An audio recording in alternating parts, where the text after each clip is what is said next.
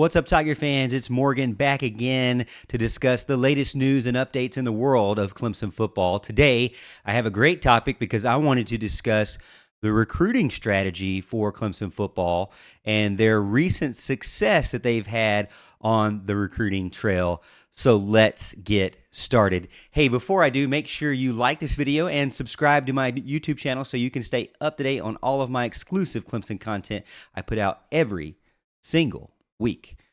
All right, so you know Clemson, if you've been following the Clemson recruiting trail, you know that they had a really big weekend at the beginning of June, and we will discuss it. But I also wanted to start by saying everybody knows Clemson does things differently, both on and off the field. Their recruiting approach is no exception. A lot of people say that Clemson does it old school and they're probably falling behind and they need to change with the times. But unlike what people on the outside are saying, Dabo Swinney and company are not apologizing for the way they recruit. They're not apologizing for the offers that they put out or the way they use the transfer portal. This year, and in past years, they've proven that it works. And again, like I said, this year, they've proven that it works as well. Earlier on this year, though, it wasn't that way. I kind of felt like there were concerns around Clemson's recruiting. They hadn't really gotten that big-time guy. And to be honest with you, I've said on the radio many times that Clemson really hasn't gotten that big-time offensive player that they used to get in their recruiting classes. Now, Clemson's constantly and consistently been getting big-time recruits on the defensive side of the ball. But I've been concerned myself. Where are those big-time guys on the offensive side of the ball? Ending last year wasn't as fun for the Clemson Tigers. They still won a ton of games, but they were outside the top 10 in 2023, and even some places had them in the mid-20s in preseason and end of season as well. With the lack of production on the offense, I mean, they really statistically, I think, improved from 2021, but really not where they want to be in as far as where their overall offensive production should be or where Dabo Swinney expects.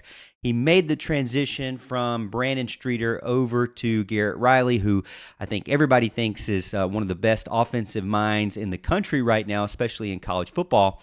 They made that transition and to try to help them get success in the recruiting trail as well, not only on the field, but in bringing in some of these big-time guys. Now, not just recruiting has been under fire, because we know the transfer portal usage or lack of transfer portal usage has been under fire as well, causing a lot of people, even Clemson fans, to say, is this still going to work anymore? Is this still really the method that Dabo wants to do?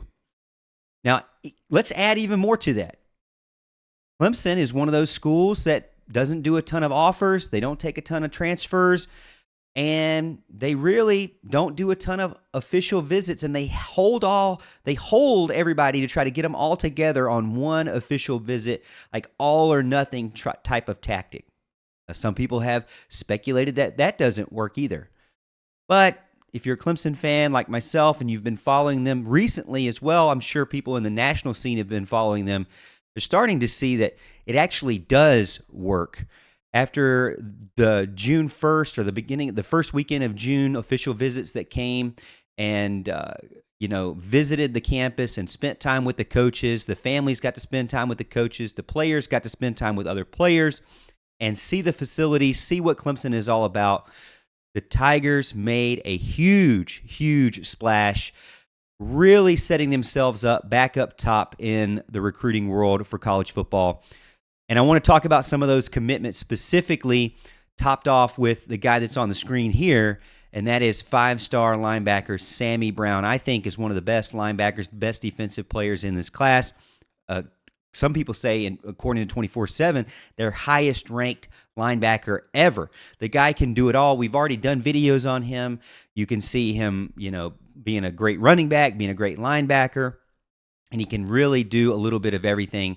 He is the kind of guy that you build your defense around. Number 5 player in the nation in some places, a top linebacker again, and he has chosen Clemson, which is a massive, massive win. I cannot understate that. Now, with Sammy Brown coming, that still didn't get rid of the naysayers, because a lot of people said, well, Clemson knows how to recruit defensive guys. What's the problem there? There's never been a problem on the defensive side of the ball. I mean, typically you see it with the defensive line, but linebacker, they can get five-star linebackers. They've had Trenton Simpson. They've had other guys in the past. It's not they have Jeremiah Trotter right now. They have Barrett Carter, five-star linebackers. Where's the wide receivers? That's what the naysayers continue to say. Where's the wide receivers? And to be honest with you, as I was listening to them, it started to creep into me as well. Where are those wide receivers? Well, it didn't take much longer after Sammy Brown announced his commitment that others started to announce theirs as well. And lo and behold, wide receivers were the ones to come and become a Tiger next up, starting with four-star receiver TJ Moore, ranked as the 83rd player in the class right now, committed to the Tigers. He is a swift, just can do slot, can do outside. He is a guy who can really catch over the shoulder really well. He's got great hands, great route running. I love what I see. I can't wait to do a specific video on him. Great family as well, from what I understand. Even though he's from Florida, he's from that Tampa area. A lot of his family loves the Tigers, and we're just waiting to get on campus to see what it was all about. And man, it knocked it out of the park. Dabo Swinney and company really did well there. So Tyler Gresham brings in TJ Moore, four-star wide receiver. We're like, wow, we thought as Clemson fans, maybe Clemson was on the outside looking in with him. Maybe it'd have to get some other guys. We know from Clemson fans and from other Clemson recruiting outlets there, that they're looking for basically two to replace two wide receivers. So that's one off the board. Who would be the next to fall? Who would be the next to commit to Clemson and come off the board? And it really didn't take long. I think actually in the same day, later that night, another wide receiver committed to Clemson, and his name was Bryant Wesco. This time, the number 3 receiver in the nation, number 9 player in the class, Bryant Wesco from Texas, a 5-star, true number 1, take the top off of the defense type guy. And when you hear me say take the top off the defense, Clemson fan, that's what the Tigers have been missing. Now, they won't get it for 2023. We'll have to, kind of see what Garrett Riley can do with the staff and the roster that he currently has. But in 2024, we will see what these young men bring to the table for the Tigers.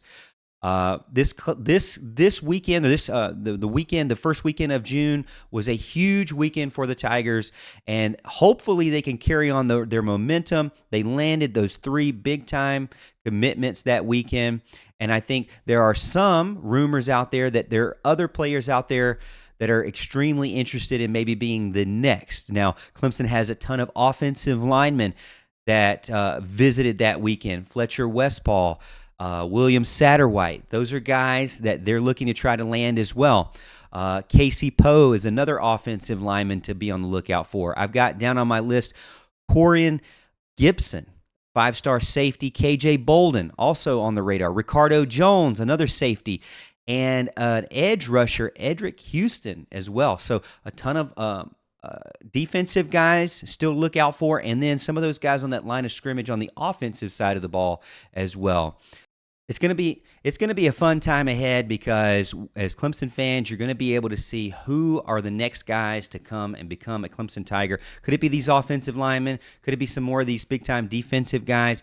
Hey, let me know in the comments what you think.